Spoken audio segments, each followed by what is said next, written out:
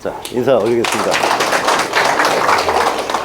혹시 제가 이렇게 오는 거 환영하는 박수를 제일 세게 쳤다고 생각하신 분 한번 손 들어보세요.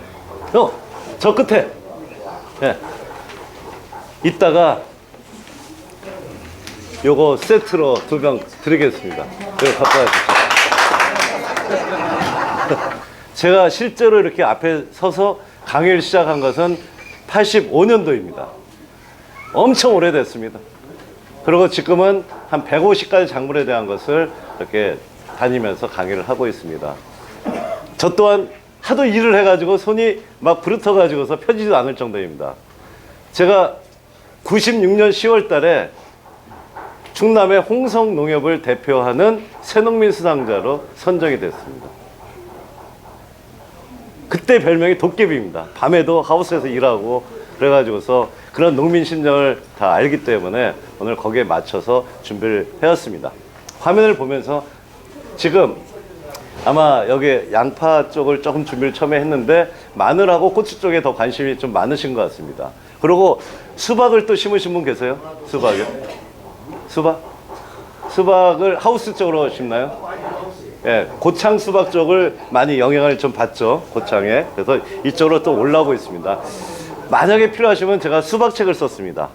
수박책에 대한 걸, 매뉴얼 책자에 대한 것을 만약에 이메일을 안 하시면은 그걸 농협 직원이나 그걸 받을 수 있는 사람한테 주소를 알려주시면 보낼게요. 그걸 출력을 해가지고 그것만 보시면 수박에 박사가 됩니다. 지금 수박 하우스 한 동에 부여해서 착과가 잘 된 것은 600만 원입니다. 600만 원. 600만 원이요. 일찍 심어서 주먹만하게 다 착과가 된 거. 보통 한 동에 600주가 들어가는데 한 주당 10,000원씩입니다. 밭자리로.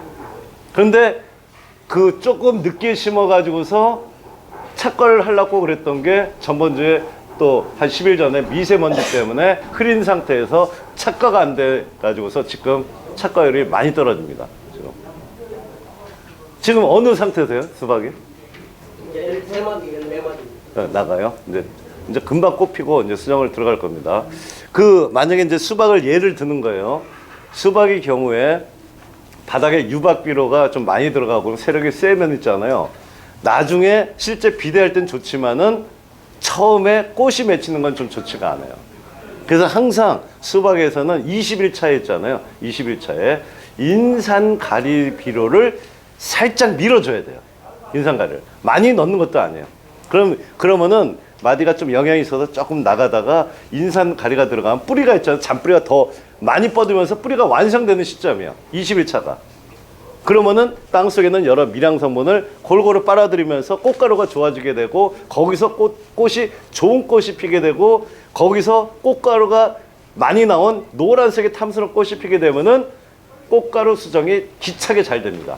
그러면서 우리가 씨가 수박에 골고루 박히게 되면 있잖아요. 그러면은 열매 종자 미끈미끈거리죠? 그 종자가 성숙해 가면서 과육을 비대시키는 호르몬이 나와가지고서 열매가 똑고르게 생기는 거예요. 그 작업이 들어가야 되고 또 연면적으로 이 연면 살포는 있잖아요. 한 수정을 하기 일주일 정도 전에 마그네슘이 됐든 특히 마그네슘 쪽을 주면은 햇빛을 받아가지고서 꽃가루를 만드는 힘이 되게 좋아져요. 그래서 약간 세력이 좀 세다 그렇게 해서 착과가 좀 위험할 것 같다 그렇게 한 포장들도 마그네슘이 들어가서 광합성을 해가지고 탄수화물을 만들면 수정이 기차게 잘 됩니다. 그래서 올해 수박 심으신 분들 그렇게 착과가 100% 돼가지고서 아마 시세가 좋을 걸로 좀 보고 있습니다. 이렇게 잘 됐으면 하는 바람입니다. 그런 식으로 저는 책을 지금 한 10권을 썼습니다. 딸기서부터 시작을 해서 또 쪽파 하신 분 혹시 계세요? 쪽파에 대한 책, 또 취나물 이런 계속해서 우리 재배하시는 분들이 필요한 작물에 대한 걸 많이 만들고 있고요. 또 아까 덕성 농약사 갔더니 또 보니까 참깨 포스터가 붙어 있더라고요. 참깨의 경우에서도 한 평에서 최대 목표가 1kg 나오는 게 목표입니다. 1kg. 지금 한 0.5kg, 한 150kg까지 보통 나오는데요. 지금 상태에서 우리가 투입을 하면은 한 200kg까지 나올 수 있습니다. 그리고 얼마 전에 그 저기 여주 농업기술센터 가가지고 거기 땅콩 강의를 했는데 그 사람들한테 혼났어요. 진짜 솔직히는. 강의 다 끝나고 나서 박수 치면서 있잖아요. 어디 갔다 이제 왔냐고. 좀 진작에 와서 강의를 하죠. 그런 쪽으로는 많이 혼났습니다. 그래서 하루에 20시간을 거의 농업기술에 투자를 하고요.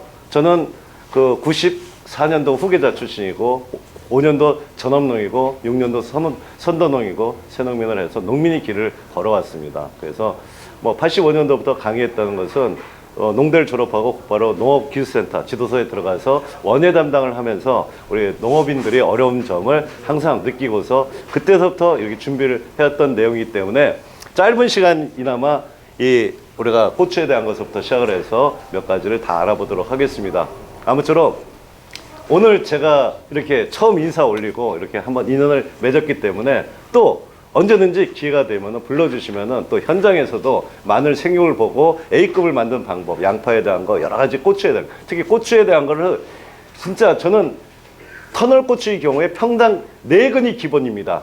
작년 7월 중순에 했잖아요. 물고추, 홍고추가 1kg에 5,000원씩 팔렸습니다. 5,000원씩. 그렇게만 물고추 나오면은 진짜 다 대박이 날 수가 있습니다.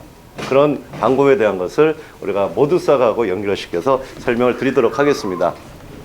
이분이 지금 유튜브에 한 40만 건이 올라가 있어요. 아주 대단하게 많이 유명하신 분이고요. 한번 이 농수산 TV라는 거요. 유튜브에 들어가서 농수산 TV를 치면은 이런 관련된 동영상들이 계속 나옵니다. 그래서 특히 마늘에 대한 거, 양파에 대한 거 여러 가지 나오기 때문에 또 배추, 뿌리병 좀 많이 생기죠? 배추 뿌리병. 예, 안 생기세요? 그거 생기면 억장이 무너지죠? 돈도 많이 들어가고 시간도 많이 들어가고 그거부터 먼저 할게요. 첫 번째, 우리가 바닥에다 비닐 깔고 우리가 재배하시는 분이 있어요. 흙에서 하지 말라고. 그런데 물 주다 보면 비닐 다 밟고 다니면 있잖아요. 거기 병균들이 있는 게 물이 빠지지 않다 보니까 포트 밑으로 스며들어서 그렇게 되면 전부 다 걸립니다. 그래서 우리가 벼농사 끝나면은 육묘 있잖아요. 삼파 묘판. 그걸 씻어가지고서 한번 말려놨다가 나중에 그 배추 묘상 할 때다가 양쪽으로 나눠가지고 거기다 깔고 그 위에다가 묘판을 올려놓으십시오. 그러면 안 걸려요. 그 다음에 그때 배추면은 22일 묘를 키우는데 그 어느 순간에 우리가 벼룩잎벌레가 갉아먹게 되고 그러고서 웃자라게 되고 여러 가지 그런 육묘상에서 문제가 좀 많아요. 육묘가 튼튼하지 않으면은 배추 뿌려보기 다 옵니다. 심지어 요새는 밭에 가서 오는 게 아니고 묘상서부터 덩어리가 달려가지고서 그러면은 잔뿌리가 없어지다 보니까 시들어 버려요. 그게 많이 생기고 있거든요. 그래서 우리가 중간에 배추 이파리가 서로 닿을 때가 되면은 한 15일 차가 됩니다. 15일 차, 그러고서 한 20일 차 그때 2번 정도 모두싹 있잖아요. 모두싹을 분무기로 흠뻑 뿌리던가 아니면 조리에 타가지고 뿌리면은 그럼 뭐냐면은 뿌리병이 안 생깁니다. 그리고 또 확실한 건 있잖아요. 우리가 모두싹을 우리가 500배나 또 아니면 250배에서 500배까지 탈 수 있어요. 그래서 그 물을 타가지고서 거기다 포트를 살짝 담궈서 얘들을 물을 먹인 다음에 씻게 되면 안 걸립니다. 곰팡이가 못 들어와요. 뿌리옥병은 심고 나서 30일 차까지 뿌리옥이 균이 못 들어오면 그 다음에는 조금 들어와도 상관이 없어요. 처음에 한 달 동안에 안 들어오게 침적을 해서 씻게 되는 거고, 만약에 그게 안 돼가지고서 우리가 생겼다 그럴 때는 우리가 모두싹을 타가지고서 그걸 관주로 우리가 딱 주게 되면은 묻으면은 뿌리가 다 물러지면서 다 새로운 뿌리가 납니다. 그래서 뿌리옥병이 어떻게 보면 배추 농가에 제일 어렵습니다. 그래서 우리 줄포에서만큼은 뿌리옥병이 안 생겼으면 하는 바람을 갖고 있습니다. 예. 자, 이렇게 하고요. 양파가 조금 이쪽에는 농가가 별로 적지만 좀 그래도 봐주십시오. 지금 이게 쭈꾸미입니다. 쭈꾸미. 봄에 4월 달에 알을 낳아요. 그래서 지금이 제일 맛있습니다. 근데 지금 무안서부터 시작을 해서 쭈꾸미병이 엄청나게 많이 번지고 있습니다. 뭐냐면은 줄기가 다 찌그러졌어요. 이렇게. 이게 쭈꾸미병입니다. 점점 많아지고 있습니다. 심지어 무안에서는 아주 대재앙이 왔다고 이거 이래가지고선 무안에 양파의 미래가 없다 그래가지고서 지금 보조 사업을 몇 건을 했고요. 또 그러고서 거기다가 무안 쪽에다 이제 대체작물로 감자를 또 생각을 하고 있어요. 감자 종구를 조그만 걸 만드는 것을 50억짜리 공장을 세워서 양파를 뭐냐면 감자로 좀 바꾸려고 그 정도까지 지금 하고 있어요. 자, 이게 잘 보십시오. 지금 이게 쭈꾸미별 대책 있잖아요. 여기서 보게 되면은 여기 모두싹에다가 은나노클린하고 알가토네코, 알가토네코는 영양제로 미량 성분이 골고루 들어가 있는 겁니다. 골고루 들어가서 조절을 해주는 거고, 은나노클린은 우리가 여러 가지 살균을 다 해주는 것입니다. 그리고 모두싹은 이 조직을 충실하게 하면서 생육을 건전하게 만드는 거고요. 그렇게 하고, 지금 이게 마늘입니다. 마늘의 경우에서도 이렇게 나옵니다. 마늘도. 쭈꾸미형 마늘에 나와요. 인편류에. 자, 이게 더 심해진 거죠. 이게 꼬이게 되는 것이죠. 이게 우리가 예전에는 이걸 춘부병이라고 해서 바이러스의 일종으로 봤어요. 근데 춘부병이 아닙니다. 이건 왜 그러냐? 춥이 주는 타이밍하고 생육 타이밍이 안 맞을 때 생깁니다. 그리고 연작을 한 상태에서 유황이 없을 때 그럽니다. 유황이 없으면은 차가운 날씨 속에서 제대로 물질들이 이동을 못하게 되는 것입니다. 자, 이게 되게 복잡하죠? 이걸 그림을 보면서 제가 설명을 드릴게요. 여기서 마늘, 양파, 대파 이런 인편류에서 그 이파리가 뭉친 게 인편류입니다. 거기서 우리가 그 유황하고 붕소, 칼슘, 마그네슘 이게 부족하게 되면 발생하는 게 바로 쭈꾸미병입니다. 왜 그러냐? 이제 계속 이 나옵니다. 그러면은 거기서는 이 쭈꾸미병을 녹균병이라고 그러고 있어요. 근데 녹균병은 이게 포자가 이렇게 번지면서 하얗게 되면서 우리가 병관이 보이게 되는 게 녹균병이에요. 그렇죠? 절대 녹균병이 아닙니다. 왜 그러냐? 원래 이런 마늘, 양파, 이런 대파의 주산지들은 바닷가 쪽이 되게 많습니다. 그렇죠? 거의 바닷가에. 그 이유는 바닷물 속에 97%가 물이고 3%가 있잖아요. 칼슘, 마그네슘, 그리고 유황 쪽이 되게 많습니다. 그게 바닷바람에 증발된 것이 바로 마늘, 양파밭에 연면살포를 했을 때가 최상품이 나오고 생육장애가 없습니다. 그런데 바닷바람에 영향을 못 받는 데서 계속 연작을 하다 보니까 마늘, 양파가 좋아하는 성분 중에서 특히 유황 쪽을 많이 섭취를 해요. 심지어 저 무안 쪽에 해질반도 가면요, 바다 쪽으로 툭 튀어나가서 바람이 좀 되게 많습니다. 거기서는 식당에서 식사가 끝나면은 후식으로 사과가 나오는 게 아니고 양파가 나옵니다. 오봉에다가 칼하고 양파가 나와요. 그걸 깎아서 드시면은 과일보다 더 맛있게 나옵니다. 바로 유황이 들어가면은 맛이 기차게 좋아집니다. 장애가 없어집니다. 모든 물질이 이동을 잘하기 때문에. 자, 이게 녹균병의 증상입니다. 그래서 모두싹, 은나노클린, 아리캡 이렇게 쓸 때도 잘 듣고요. 이게 녹균병의 변형종들입니다. 이걸 녹균병 때문에 꺾어지고 이런 것 때문에 쭈꾸미병을 녹균병이라고 그러는데 절대 그렇지가 않습니다. 자, 지금 여기 보게 되면은 여기가 벌써 찌그러져서 들어오게 됐습니다. 찌그러져서. 요 시점이 언제냐? 실제로 요즘 같은 날씨에서 월동을 해가지고서 뿌리가 뻗는 시기가 먼저 있고 그 다음에 이파리가 뻗는 시기가 있습니다. 마늘하고 양파에서 이쪽 줄포 쪽에서 그 뿌리가 뻗는 시점을 제가 볼 때는 2월달 11일 정도로 보고 있습니다. 2월 10일. 더 빨리 보면은 5일로 봐요. 5일로. 그게 뿌리가 언제 처음에 먼저 뻗어 나가고 요때 사실은 NK 추비가 이때 들어가야 돼요. NK 추비가. 그러니까 지금보다도 최소한 열흘 정도는 더 빨리 들어가야 돼요. 근데 우리는 그때 2월 18일, 19일 날이 비가 온다고 그러니까 그때 뿌려놓고서 19일, 20일 날에 흡수가 됐습니다. 그러면은 20일이 되면은 그때는 뿌리가 뻗는 게 아니고 이파리가 뻗는 쪽으로 영양분이 다 쏠려버리면은 이파리가 너무 빨리 올라가 버립니다. 그 순간에 뿌리고 나서 비가 오게 되면 수분이 축축하죠. 축축한 상태에서 얘들이 질소질이 우리가 추비를 요소 위주로 주는 사람들이 쭈꾸미병이 더 많습니다. 요소가 물에 잘 녹아요. 추운 상태에서도. 그 순간에 요소기가 더 깔리게 되면 있잖아요. 그러면은 요소가 욕심이 많아가지고서 얘들이 다른 성분이 흡수를 방해를 해버려요. 그 중에서 제일 방해를 하는 게 칼슘하고 붕소를 방해를 해요. 그럼 붕소는 생육을 조절해서 이 양파나 마늘 이파리 모양을 반듯하게 뻗게 만드는데 흡수가 안 되고, 다음에 칼슘은 있잖아요. 흡수가 안 되면 뼈들을 못 만들다 보니까 찌그러들게 되는 거예요. 이 기능을 유황이 제대로 들어가 있으면은 전부 다 이동을 시키는데 그게 안 되다 보니까 상대적으로 질소질만 올라간 상태에서 변형이 생겨버리는 거예요. 자, 그래서 추비는 일찍 준다. 그거 하나 하고, 다음에 또 하나. 추비로 질소 요소 위주로 주는 게 아니고 반드시 NK 복비를 줘야 돼요. 그걸 풍농이 됐던 우리가 그 여러 가지 그 비료들이 많습니다. 추비 비료가 많습니다. 그 비료들을 잘 찾아내야 됩니다. 찾아내야 돼요. 그 속에 어떤 것은 붕소가 0.1% 있는 게 있고 0.2% 있는데 0.1 차이가 되게 큰 겁니다. 그리고 마그네슘하고 칼슘하고 그것이 잘 혼합되면서 나중에는 유황까지 좀 들어있는 건데, 그때 유황을 공급하는 것은 모두 싹으로 하시면 됩니다.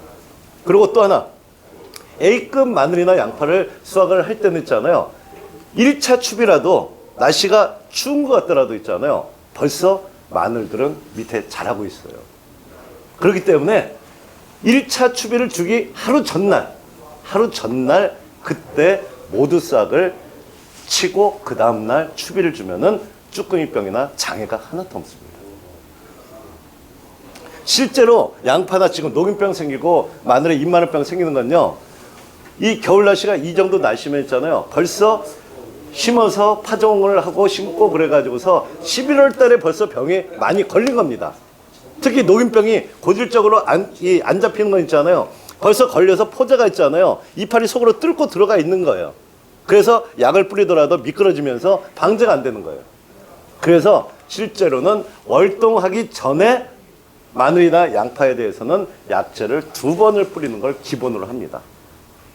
한 번은 우리가 10월 20일 정도에 우리가 파종을 하고 그랬다면은 11월 상순 정도에 그 정도에 이파리가 삐져 나오고 좀 자라고, 또 그동안에 양파의 경우는 물을 또 많이 줬습니다. 그 순간에 우리가 뿌리가 뻗을 때 뿌리가 더 탄력을 더 받을 수 있도록 있잖아요. 생각보다 양파 있잖아요. 양파도 그렇고 마늘이 뿌리가 늦게 나오는 작물입니다.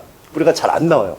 또 물이 없으면 더 안 나와요. 그래서 물을 그렇게 많이 주는 거예요. 그러다 보니까 우리가 이 흙이 튀기면서 병균이 많이 달라붙습니다. 그래서 그 순간에 먼저 1차적으로는 뿌리 밝은제하고 모두싹하고 거기다 뿌리 밝은제를 넣어가지고서 1차를 뿌리게 되는 거고, 다음에 11월 말 정도에 본격적인 추위가 오기 전에 한 번을 더 우리가 방제를 하는데, 그때 뭐냐면은 조직을 튼튼하게 해주는 거는 칼슘이 최고입니다. 칼슘. 그 순간에 칼슘을 넣어가지고서 2차 방제를 들어가야지만이 마늘에서 잎마늘병하고 양파의 녹균병을 우리가 다 막을 수가 있습니다. 근데 그 상태에서 방제가 안 된 상태에서 넘어가가지고서 일찍서부터 움직이면서 병이 진전이 됐는데, 그게 거기서 요소 비료가 딱 들어가면서 순간적으로 조직이 확 올라갔을 때, 그때 쭈꾸미병이 생기고 장애가 더 심해지고 잎마늘병이 생기는 것입니다. 그래서 1차 추비를 일찍 준다는 거, 그러고서 그 다음서부터 정확히 한 달이 지나게 되면은 그 다음에는 이제는 구가 클 시점이 오게 돼요. 그래서 그 시점에 우리가 2차 추비가 들어가는 것입니다. 그래서 반드시 NK 복비를 줘야 되고, 거기도 우리가 2차 추비 줄 때는 반드시 하루 전날에 모두싹하고 우리가 칼슘제, 이때는 칼슘제가 되게 중요합니다. 조직을 튼튼하게 해야 되기 때문에 그렇게 주면은 장애를 없앨 수가 있습니다. 실제로 요 인근에서 우리가 이런 파 종류 또 마늘 종류 여기에 이 모두싹 하나 가지고만 치게 되면은 얘들은 3가지 기능을 해요. 하나는 녹균병서부터 잎마늘병, 흑판병 이런 병에 대한 거, 또 흑색사원 균핵병에 대한 거, 이런 것까지 다 방제가 다 되고요. 다음에 벌레에 대해서 파에서도 총체벌레가 되게 많습니다. 총체벌레, 다음에 이꿀파리 이런 여러 가지 벌레에 대해서도 다 잡아주고, 다음에 생육을 촉진을 하는 물질을 이동을 시켜가지고서 우리가 마늘이 이파리가 길어졌어요. 삐죽하게 길어지면 이렇게 길어지면 있잖아요. 뿌리에서 이동을 제일 못하는 게 칼슘이 이동을 못해요.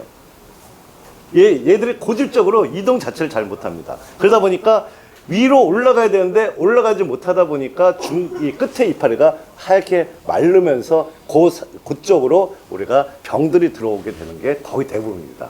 그걸 있잖아요.